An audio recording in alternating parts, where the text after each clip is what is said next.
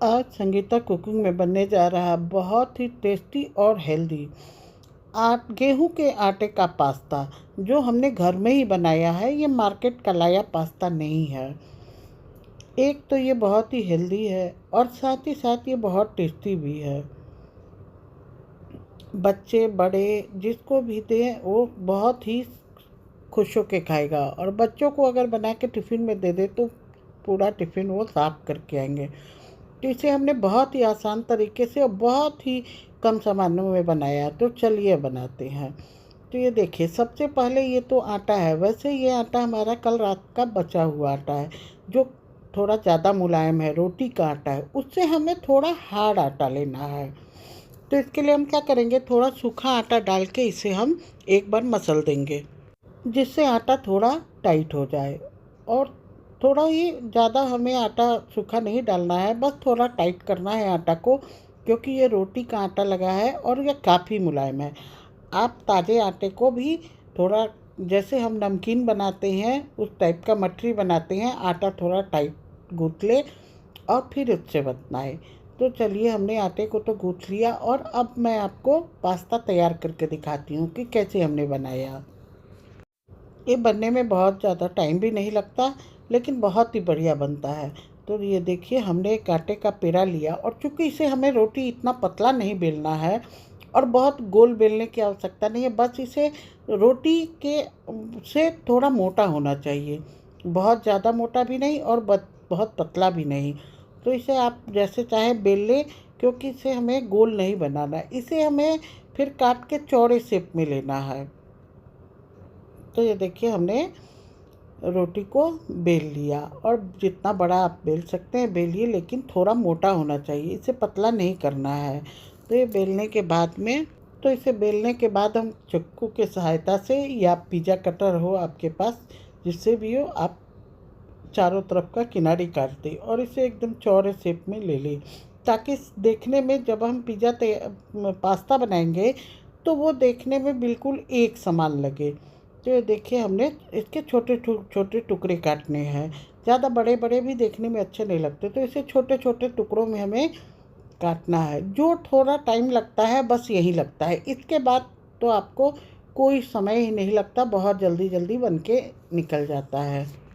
तो पहले हमने लंबे शेप में काटा और फिर हम इसे चौड़ाई में काट देंगे, ताकि ये देखिए बिल्कुल बराबर सा चौड़ा चौड़ा पीस बन के निकल जाएगा। और फिर हम इससे पास्ता बनाएंगे।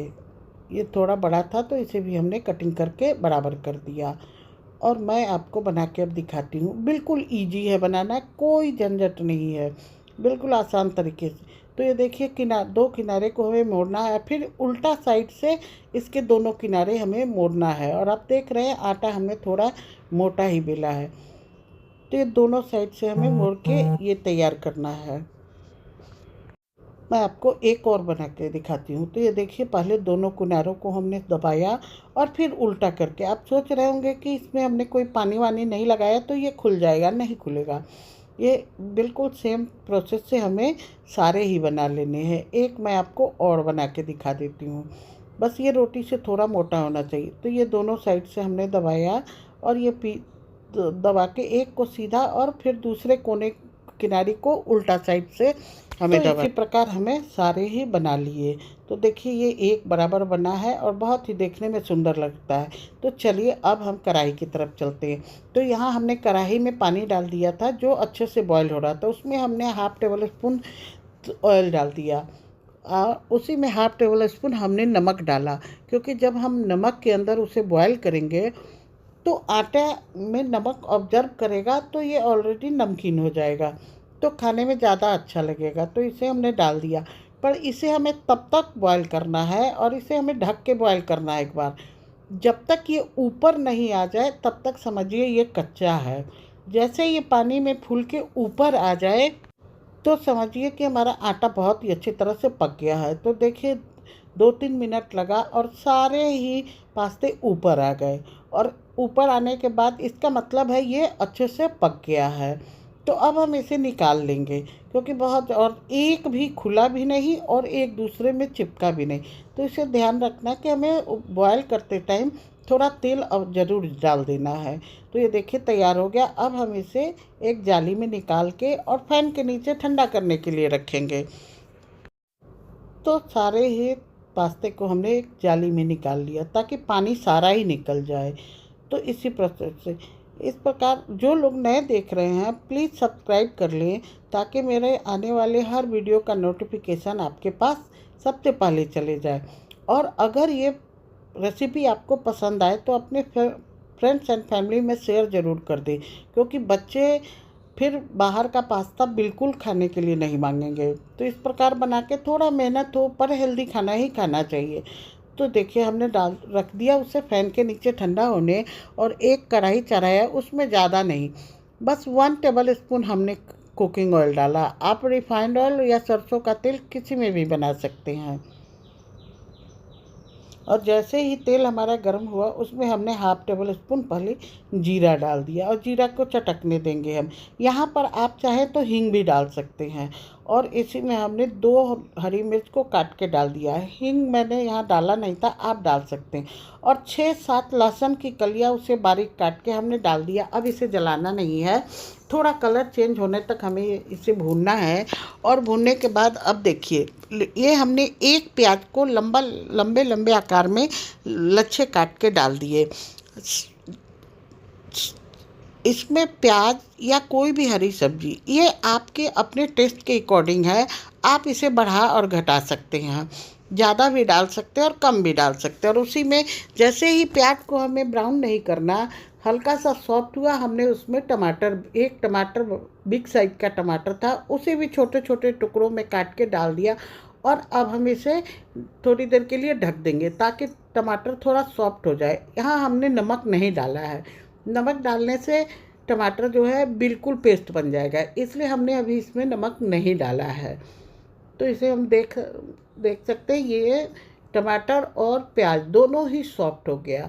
तो अब हमने जो पास्ता बना के रखा है उसे डालने से पहले सब में हम क्या करेंगे, एक बिग साइज का शिमला मिर्च हमने यहाँ टुकड़ों में काट के डाल दिया। और आप चाहें तो यहाँ गाजर, मटर और साथ में पत्ता गोभी भी काट के डाल सकते हैं, ये आपके टेस्ट के ऊपर है। और आप जो भी सब वेजिटेबल चाहें बच्चों को खिला सकते हैं। और साथ में हमने 1 चम्मच के लगभग हमने पानी डाल दिया। और एक बार हम इसे ढक देंगे ताकि कलर चेंज ना होते हुए हमारा शिमला मिर्च भी थोड़ा सॉफ्ट हो जाए। और जैसे ही हमें 1 मिनट से ज़्यादा नहीं रखना, निकालेंगे तो शिमला मिर्च तो सॉफ्ट हो ही जाएगा, इसका कलर भी चेंज नहीं होगा। तो यहीं पे अब हम 1/2 टेबल स्पून से कम हल्दी पाउडर हमने डाला और इसे चलाते हैं, क्योंकि हल्दी पाउडर के बिना इसका कलर भी बढ़िया नहीं आएगा। और बिना हल्दी पाउडर डाले तो हम लोग कुछ बनाते ही नहीं हैं। तो और पास्ते को हमने इसमें डाल दिया।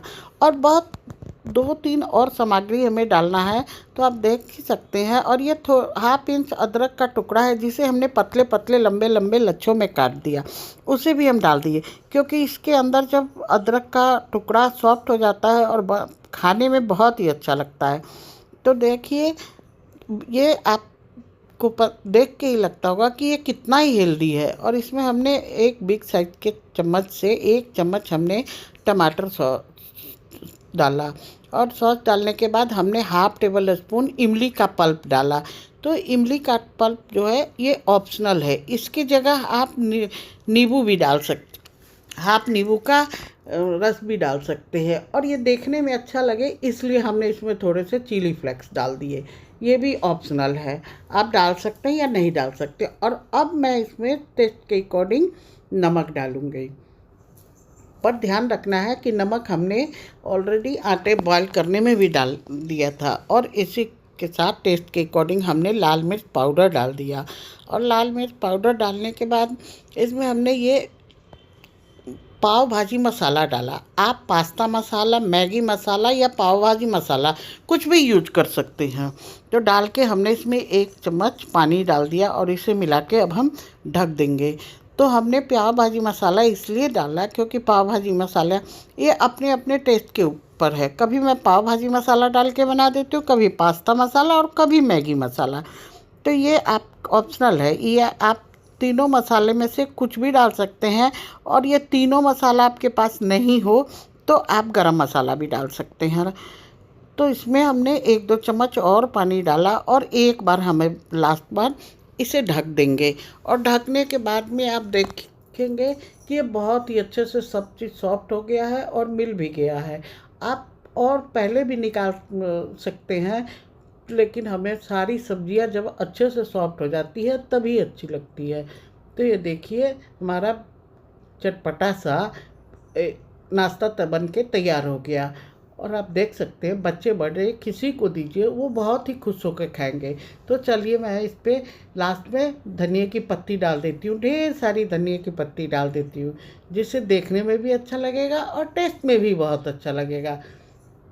और अब तो मार्केट में धनिया की पत्ती बहुत ही अच्छी आने लगी, इसमें खुशबू भी बहुत अच्छी है। तो ये लीजिए हमारा पास्ता बनके तैयार है। तो आपको हमारी ये रेसिपी कैसी लगी प्लीज़ कमेंट सेक्शन में ज़रूर बताएं, और जो नए देख रहे हैं वो एक सब्सक्राइब ज़रूर कर लें। तो ये पास्ता हमारा तैयार है गर्मा गर्म सर्व करने के लिए। तो एंजॉय कीजिए और हमारे साथ आप लोग भी खाने आ जाइए।